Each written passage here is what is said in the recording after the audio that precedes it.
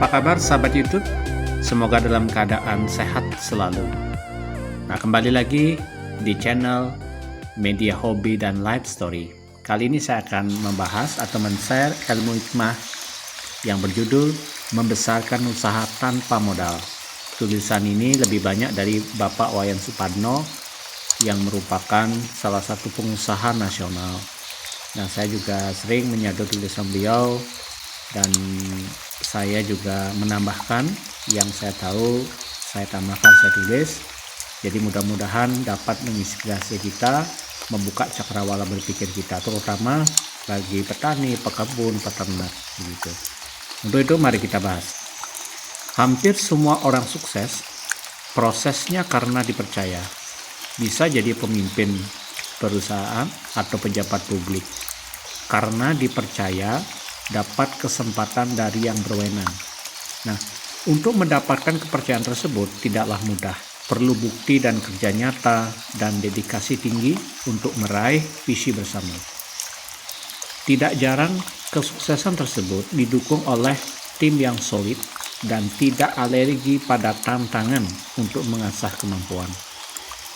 Pengusaha sukses karena dipercaya mitra usaha dan masyarakat di sekitar. Nah, termasuk dipercaya permodalannya. Hingga tanpa modal pun usaha bisa tumbuh besar. Nah, proses ini yang tidak disadari masyarakat kebanyakan. Apalagi yang mau merintis usaha. Pola pikirnya usaha pasti butuh modal yang besar, itu sebagian benar. Tetapi Tuhan Maha Adil. Jika orang yang belum memiliki modal, bagaimana? Nah, dapat bisa menjadi pengusaha besar. Nah, filosofi modal utama pengusaha adalah kepercayaan. Ini belum diyakini para pemimpin. Jadi, pengusaha, wirausahawan atau entrepreneur padahal mutlak tidak bisa dipercaya, tidak bisa jadi pengusaha. Nah, seorang tanpa punya dana pribadi tapi punya pendapatan tiap bulan atau tiap tahunnya ratusan juta hingga miliaran rupiah per tahun. Sebaliknya, ada seseorang itu punya modal dana banyak tapi tidak bisa dipercaya. Akhirnya modal banyak pun hanya pasif yang akhirnya diparkir di bank dengan dapat hasil bunga 2,5% per tahun karena hanya deposito. Setiap mencari kegiatan usaha produktif yang labanya sehat tidak dapat. Misalnya pengadaan atau borongan saja tidak dapat juga karena orang lain mitranya tidak dipercaya. Takut rugi karena takut ditipu karakter atau takut gagal tidak mumpuni itu kapasitas. Bapak Wayan Supadno mencontohkan 1. Usaha formulasi dan pabrik pupuk organik Organox-nya ya. Hayati, nama produk yang beliau punya itu Bio Extreme dan Hormonal atau Hormax ya. Semua supplier bahan baku dan kemasan dibayar 30 hari setelah barang diterima sesuai pesanan. Di target 30 hari sudah habis terjual. Jadi uang buat membayar supplier. Yang kedua, usaha SPBU. Polanya bayarnya hari setelah barang diterima.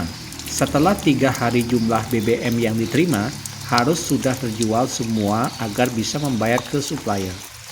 Hanya butuh manajemen PPIC agar pas antara estimasi kebutuhan dan penjualan. Yang ketiga, usaha developer cetak kebun inovatif agar pemilik senyaman aman, laba bersih maksimal 5% saja. Jika 500 hektar per tahun secara laba kebun inovatif, 500 hektar kali 5% sama dengan 25 hektar per tahun. Caranya dibuat kajian kalkulasi logis, agribisnisnya dulu, berdasar empiris kebun pribadi. Nah, dibayar dulu bertahap agar non modal. Yang keempat, usaha jadi vendor atau supplier TBS petani ke perusahaan kelapa sawit atau disingkat PKS. Dana minta ditalangi dulu oleh PKS, lalu besoknya dilunasi memakai TBS yang dikirim. Atau TBS petani dibayar 1 hari setelah barang diterima dan dikirim ke PKS. Agar nyaman aman hanya mengambil laba 2,5% bersih karena fast moving. Yang kelima, usaha jadi distributor pupuk kimia.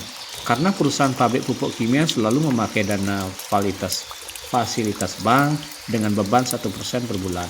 Maka saya minta dibayar 1 bulan setelah barang diterima. Agar tanpa beban, maka barang harus terjual semua sebelum jatuh tempo. Agar lancar, laba bersihnya hanya 2,5% saja dari total omset. Nah, begitulah bahasanya. Ilmu hikmah yang kedua, judulnya Di Balik Krisis Tenaga Kerja. Pada hakikatnya, maju mundurnya suatu bangsa tergantung mutu manusianya. Sahabat YouTube pasti setuju ini. Nah, tingkat pendidikan rendah terkadang sulit bersaing dengan bangsa lain. Yang berpendidikan tinggi pun jika tidak memiliki keberanian menciptakan lapangan kerja, merintis, kerja keras juga tidak terdampak pada kemajuan sebuah bangsa dan negara. Begitupun sebuah perusahaan bangkrut, bangkit lagi atau tidaknya juga tergantung mutu manusianya. Seberapa besar ia berinovasi, keseriusannya mengubah strategi agar kembali eksis. Begitupun pada sebuah keluarga, keharmonisan tergantung kepada mutu manusianya. Sering kita dengar, Allah tidak akan mengubah nasib suatu umat kaum jika umat kaum tersebut tidak mau berusaha mengubah nasibnya sendiri. Begitu juga kondisi sebuah negara saat ini, seperti kita ketahui bersama, masyarakat global sedang krisis pangan, energi, dan keuangan, hingga bangkrut juga karena mutu manusianya. Bahkan termasuk krisis tenaga kerja, justru sebaliknya, krisis lapangan kerja pada sebuah negara juga tergantung manusianya. Bisa dilihat di negara-negara maju seperti Jepang, Taiwan, Korea Selatan, bahkan tetangga kita Malaysia sedang krisis tenaga kerja. Mengapa bisa begitu? Padahal mereka negara industri tentu banyak menyerap angkatan kerja. Inilah jawaban kenapa banyak tetangga kita, saudara, sahabat, keluarga banyak bermimpi kerja di luar negeri karena di negara tersebut banyak membutuhkan. Artinya, kekurangan tenaga agar normal kehidupan bangsa tersebut harus impor dari negara lain. Contohnya Malaysia, kekurangan tenaga kerja 1,2 juta orang. Ada di dalamnya untuk industri sawit 500 ribuan. Nah, demi keberlanjutan industri dan kebun sawitnya, maka impor tenaga kerja dari India, Bangladesh, Filipina, Indonesia cukup besar. Padahal luas sawitnya hanya 5,9 juta hektar, 36% sawit Indonesia, tapi padat karya. Paling disukai dari Indonesia karena bisa dipercaya, karakternya manut dan kapasitas keterampilannya mumpuni. Lalu kenapa negara lain banyak pengangguran, tapi negara tersebut justru sebaliknya, krisis tenaga kerja hingga impor? Bahkan ini Malaysia ada sebanyak ribuan orang atau harinya menyedot tenaga kerja Indonesia baik legal maupun ilegal.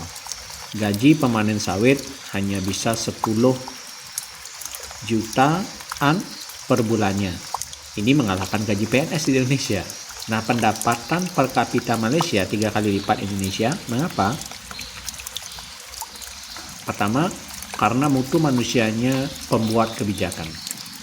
Dalam kebijakan pola didik kurikulumnya dirangsang agar berjiwa mandiri, bukan berjiwa suka antri pembagian bansos atau subsidi, sehingga bersinergis dan berkompetisi agar jadi pengusaha. Sehingga jumlah pengusahanya di atas ideal 5% dari jumlah penduduknya. Kedua, karena mutu manusia pembuat kebijakan iklim usaha merangsang agar warganya jadi pengusaha pencipta lapangan kerja. Nah, jika penduduknya 100 juta, 5%, 5 juta jadi pengusaha, menyerap 25 orang per pengusaha, maka butuh 5 juta pengusaha kali 25 orang pekerja sama dengan 125 juta tenaga kerja terserap. Jadi krisis tenaga kerja. Yang ketiga, Karena manusia pembuat kebijakan pada pajak ekspor perdagangan merangsang agar berlomba ekspor. Caranya, pajak ekspor diminimalkan, bukan dimaksimalkan, karena dampaknya lomba banyak-banyakan ekspor. Negara dapat pajak dan devisa makin besar, lapangan kerja tercipta banyak, dan pendapatan per kapita terdongkrak. Dan demikian pembahasan kali ini, semoga bermanfaat.